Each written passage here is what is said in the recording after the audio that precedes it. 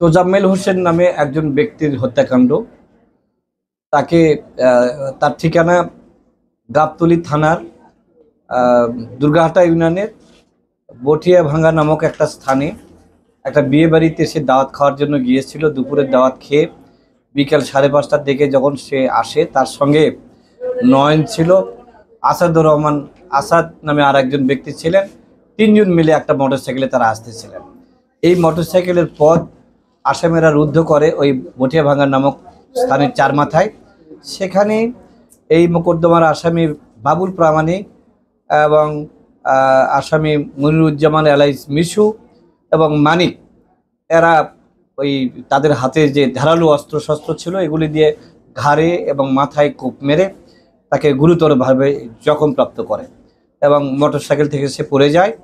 এবং অন্য যে আসামি দেলোয়ার হোসেন, সে হুকুমদাতা ছিল। পিন্টু এলাইস মাজিদুর রহমান, সে ছিল সহযোগিতা করেছে। আশিকুর রহমান আশিক হাসান এলাইস আশিক, সেও সহযোগিতাকারী হিসেবে ছিলেন। এবং আরেকজন আসামি শান্ত নাম তার, সেও সহযোগিতায় ছিল। এই আসামিরা যখন এই হত্যাকাণ্ডের সহযোগিতা দেয়, তখন নয়ন নামে একজন ব্যক্তি বাধা দেয়। নয়নকে মারপিট করে আশিক এবং আসাদকে মারপিট করে। আসাদ যখন বাধা দেয় যে হত্যাকাণ্ড তোমরা সংগঠিত করো না, তখন তাকে মাজিদুর রহমান পিন্টু তাকে বাধা দেয় এবং তাদেরকেও মারপিট করে। এই মারপিটে আহত হওয়ার পরে তাকে হাসপাতালে দ্রুত নিয়ে যাওয়া হয়। ডাক্তার সাহেব দেখার পরে তাকে মৃত ঘোষণা করে। ঘটনার প্রেক্ষিতে তার আপন ভাই, যিনি চাক্ষুষ সাক্ষী নয় বটে, তিনি এই ইজাহারটা দাখিল করেন। দীর্ঘ পরে চার্জশিট দাখিল হয় এই মামলাটায়। তদন্তকারী কর্মকর্তা এটা চার্জশিট দাখিল করলে আদালত এই মোকদ্দমাটায় মোট 17 জন সাক্ষীকে পরীক্ষা করেছেন। 2017 সালের ঘটনা। এটা 27/11/2017 তারিখ ইংরেজি, এই তারিখে ঘটনা, 17 সালে। তো এই ঘটনাটা দীর্ঘদিন পরে এই আজকে রায় ঘোষণা হলো। 17 জন সাক্ষী এখানে সাক্ষ্য প্রমাণাদি তারা আদালতের সামনে উত্থাপন করেছে। তাদের সাক্ষ্য প্রমাণাদি সাকল্য বিবেচনা করে মাননীয় আদালত বগুড়ার জেলার দায়রা জজ বাহাদুর, উনি এই আসামিদের মধ্য থেকে 3 জন আসামিকে মৃত্যুদণ্ডের জন্য আদেশ দিয়েছেন। তাদের এবং তারা হলেন বাবুল প্রামাণিক এবং মনিরুজ্জামান মিশু এবং মানিক।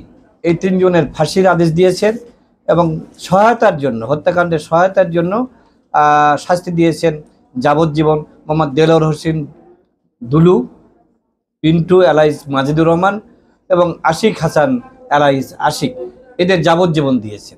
যাবজ্জীবন জেলের সঙ্গে কিন্তু এই 3 জন আসামির জরিমানা হয়েছে 1 লক্ষ টাকা করে।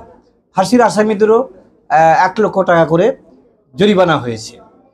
তা আমি পরিবারের যারা লোকজন ছিলেন, এই তোজাম্মেল সাহেবের পরিবারের যে লোকজন ছিলেন, তাদের কাছে আমরা জিজ্ঞাসা করেছি। তারা এই রায় খুব খুশি হয়েছে। দীর্ঘদিন পরে, দীর্ঘ বিলম্বে হলেও এই প্রত্যাশিত রায়টা পেয়ে তারা সকলেই তারা মনে করে যে তাদের যে পরিবারের সদস্য তাকে হত্যা করা হয়েছে, তার একটা ন্যায় বিচার তারা পেয়েছে মর্মে তারা আদালত অঙ্গনে এই মতামতটা প্রকাশ করেছে। দিয়ে প্রমাণিত হয়েছে যে দেশে ন্যায় বিচার আছে, দেশে ন্যায় বিচার আছে। আজকে এই রায়ের মধ্য দিয়ে ন্যায় বিচার প্রতিষ্ঠিত হয়েছে। দুঃখজনক বিষয়, যারা খুনি তারা এখনো পলাতক। আমরা বাদী এবং সাক্ষীরা সহ অনিরাপত্তায় রইলাম। আমাদের জীবনের সংখ্যা রয়ে গেছে। প্রশাসনের প্রতি দ্রুত আহ্বান জানাবো, এই খুনিদের দ্রুত গ্রেপ্তার করে জেল হাজতে প্রেরণ করে, তাতে এলাকাবাসী সন্তুষ্ট থাকবে।